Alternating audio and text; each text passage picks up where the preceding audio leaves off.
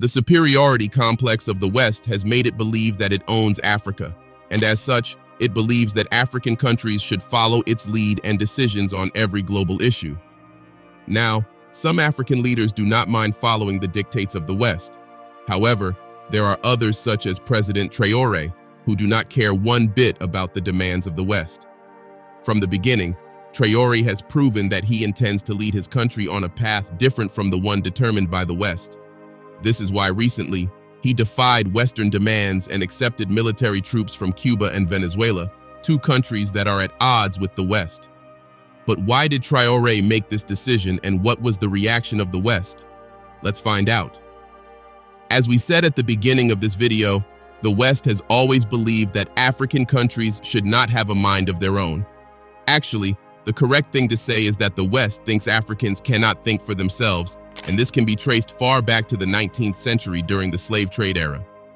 During this period, an American physician claimed that any African slave who wanted to be free was suffering from a mental illness known as Drapetomania. Shocking, right? But what's even more shocking is that the West believed this man and Drapetomania became a popular notion to describe any African slave who ran away from his master. This is crazy. These people actually believe that the natural position of any African is to be a slave, so the idea that any African desires freedom has to be a sickness. It didn't end here though. During the 1930s, Africans in the US were regarded as 3/5 of a human being. In fact, in some parts of Africa, like South Africa, Africans were considered as flora and fauna. Now, as a result of this silly ideology, the West believes that African leaders should always look to Western leaders for guidance in whatever decision they want to make. So, if the West is not a friend of a particular country, like Russia, the West automatically expects that African countries should see Russia as an enemy as well. The shocking thing is that most of the time, African leaders are content with allowing the West to make decisions on their behalf. In simple terms, they are content with being puppets of the West. However, there are times when some African leaders refuse to heed and blindly follow the dictates of the West. When this happens, the West is always shocked and will find someone, most likely Russia, to blame for Africa's refusal.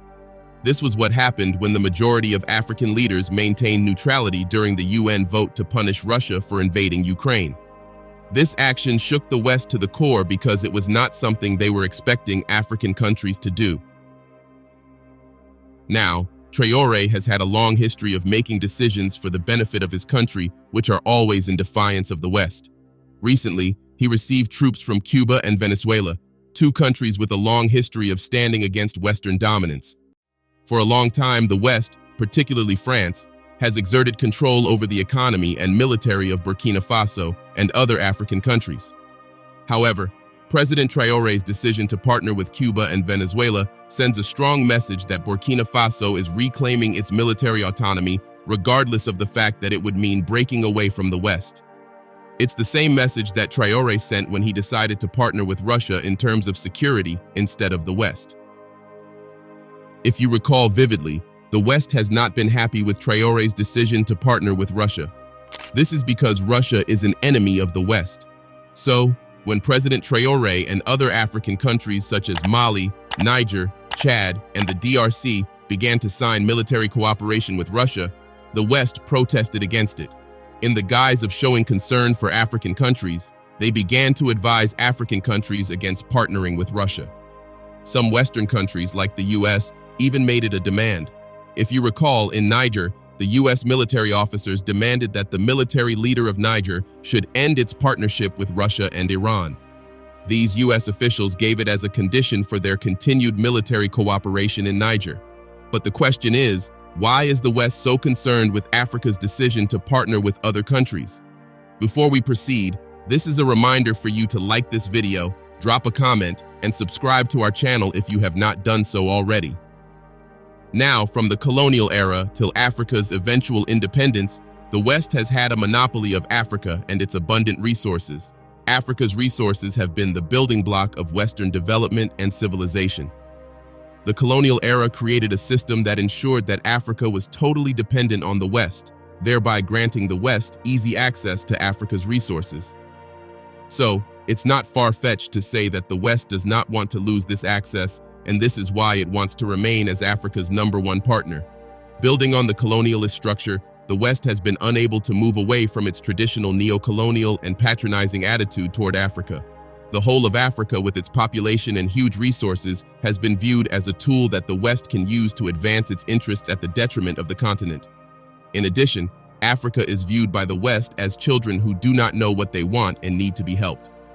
This is the reason for the countless interferences by Western countries such as France and the USA in Africa's politics, economy, and military. The painful part is that the relationship has been unequal. In terms of the defense agreement, for example, France dictated what military equipment countries in Francophone Africa, such as Burkina Faso, could buy and who they should buy it from. So, if Burkina Faso wanted to get nuclear weapons from Russia, for example, France would say no, and Burkina Faso had no choice but to comply. The annoying thing about this relationship is that when an African leader decides to revolt and refuses to do what the West says, that African leader and his country are in for it, because first he will be branded a dictator and abuser of human rights, then the country will be slapped with so many sanctions. The West would control the media in such a way that nothing good would be said about that country and its leader until either the leader would be assassinated or completely isolated. That's what happened to Libya and Muammar Gaddafi, and that's what is happening to Eritrea and its president, Isaias Afwerki. It's what is happening to Zimbabwe, which has been under EU sanctions for the last 20 years. It's also what is happening to Niger, Burkina Faso, and Mali. However, in recent times, global geopolitics has begun to change, and the West no longer has a monopoly on Africa's resources. Right now, Africa has a choice of partners, particularly non-Western partners from Russia, China, Turkey, and Iran.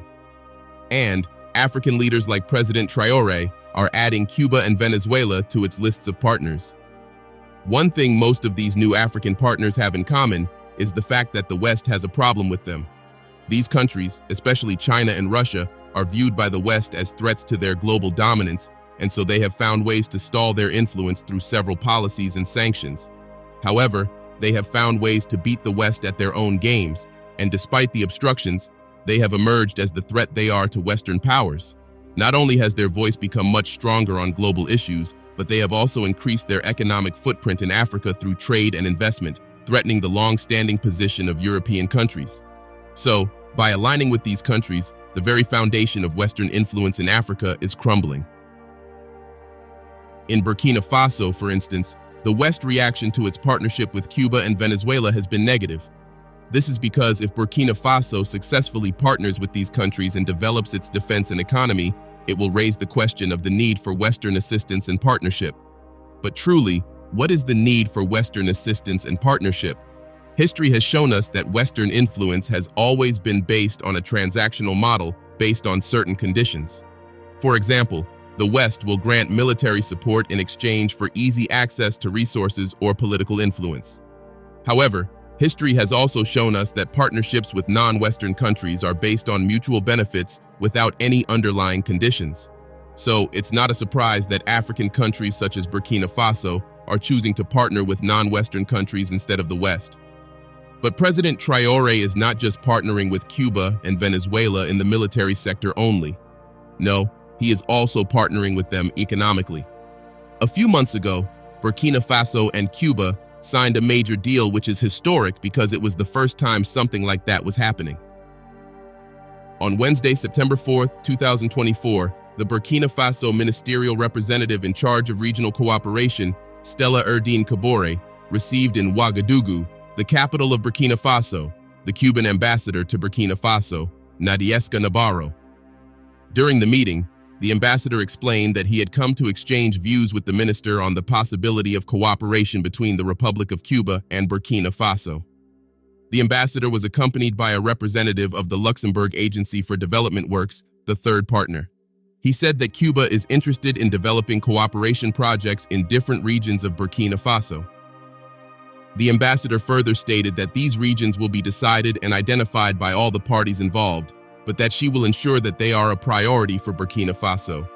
In her own words, "We can develop projects on a tripartite basis. That is, Cuba will bring the expertise and Luxembourg will take care of the financial resources." In her response, the Burkina Faso representative praised the good relations between Burkina Faso and Cuba, as well as the upcoming investments of Cuba and Luxembourg. She further stated that Cuba needs to work with the different ministries of Burkina Faso to identify projects that will benefit the Burkina Faso people. This is a great development for Burkina Faso and its people. Although this is the first time Burkina Faso and Cuba have signed an agreement, you would never know that Burkina Faso-Cuba relations did not start today.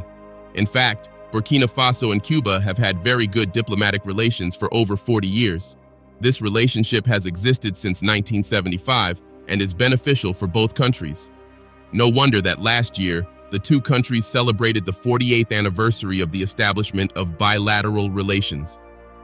Over the last few years, Cuba has contributed to the training of doctors in Burkina Faso, and Burkina Faso has supported Cuba's request at the United Nations to lift the economic, trade, and financial blockade imposed by the United States on the island nation, which has lasted for more than 60 years. As you can see, Cuba and Burkina Faso have a lot in common. Cuba, like Burkina Faso and several other countries, including Russia, suffers from severe economic sanctions from the United States. But the situation is even worse for Cuba because these sanctions have been in place for 60 years. The United Nations has called on the United States to lift the sanctions more than 31 times, but the sanctions remain in place. As you can imagine, the sanctions have hit the island nation hard, raising the cost of living and causing shortages of essential goods. Since its introduction on February 3, 1962, the blockade has had a devastating effect on the Cuban economy. Losses from 1962 to 2020 are estimated at more than $144 billion.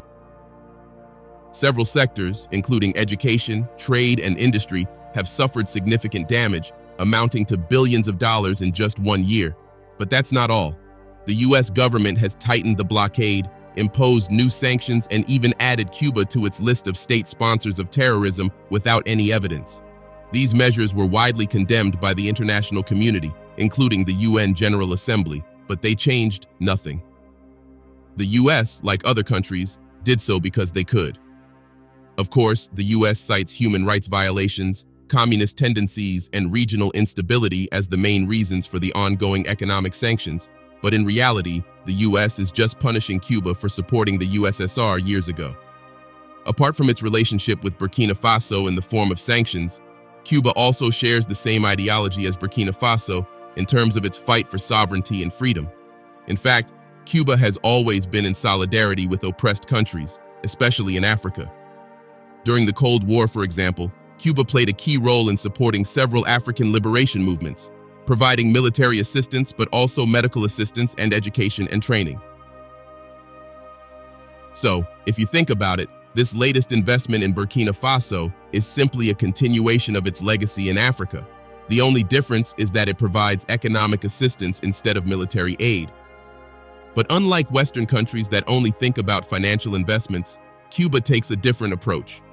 The island nation brings its expertise, world-renowned health system, cutting-edge biotechnology, and renewable energy technologies to Burkina Faso. It is interesting that, despite its economic limitations, Cuba still excels in these areas and has chosen to help Burkina Faso lay the foundations for sustainable growth in these sectors. Indeed, Cuba has become an example and inspiration for African countries that it is possible to break out of the cycle of dependency on Western aid. Cuba's investment also shows that African countries can build partnerships based on mutual benefit, not exploitation. So how will Cuba benefit from this investment? As already mentioned, Cuba-Burkina Faso relations are based on mutual benefit. Both countries will benefit from this investment. Through its investment in Burkina Faso, Cuba is strengthening its diplomatic ties with Africa, especially with countries that share a history of resistance against colonialism and Western imperialism. This investment also helps diversify Cuba's foreign economic engagement, which remains isolated due to U.S. sanctions. By focusing on areas such as healthcare, biotechnology, and renewable energy, Cuba can develop new sources of revenue and reduce its economic dependence on other regions. But is it surprising that Cuba is investing in Burkina Faso? The answer is no. Do you know why? It's because of Thomas Sankara. When Thomas Sankara came to power, he considered himself a revolutionary and was inspired by Cuba's Fidel Castro and Che Guevara. Sankara established the Committee for the Defense of the Revolution, an idea he adopted from Cuban leader Fidel Castro, whose Committee for the Defense of the Revolution had been established as a form of revolutionary vigilance. It is no wonder that he is called the African Che Guevara. Sankara, like Fidel Castro and Che Guevara, was a revolutionary beloved by the people, but hated by the Western world. French President François Mitterrand once called Sankara a difficult character after a discussion with him. The Western world, especially France, did not like him for several reasons. First, Sankara made it clear in speeches and interviews that Burkina Faso would no longer follow orders from Paris, Washington, or other Western capitals. Secondly, he stated that Burkina Faso would assert its sovereignty by establishing relations with all nations in the world, including those hostile to the West, such as Cuba, China, North Korea, and the Soviet Union. Thirdly, Sankara said Burkina Faso would stand in solidarity with, and sometimes directly support, oppressed peoples and liberation movements around the world in line with revolutionary ideals. And fourth, Burkina Faso would promote true Pan-African unity expressed through concrete actions by African governments and peoples, not just occasional statements. It would not be surprising, therefore, if he were killed by France with the help of his confidant, Blaise Compaoré. However, Ibrahim Traore also follows Sankara's example when it comes to building relations with countries that have problems with the West. Like Sankara, Traore believes that the West has no right to dictate which countries should ally themselves with. This is a clear sign that Burkina Faso is a sovereign country and can do whatever it wants. How do you think the West will react to this recent news? Well, there is no doubt that the West has a problem with Burkina Faso deepening its ties with Cuba, because the West expects that countries in the global South should not ally with countries that they have problems with. But in reality, it doesn't matter at all what the West thinks, because President Traore made it clear from the beginning that he doesn't care what the West thinks. What is important to President Traore is that Burkina Faso regains its full freedom and sovereignty from the West.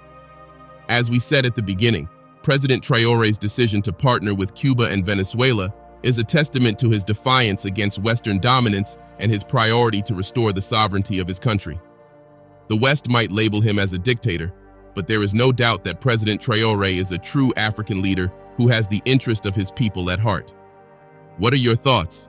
Let us know in the comments section below. Don't forget to like, subscribe, and share this video.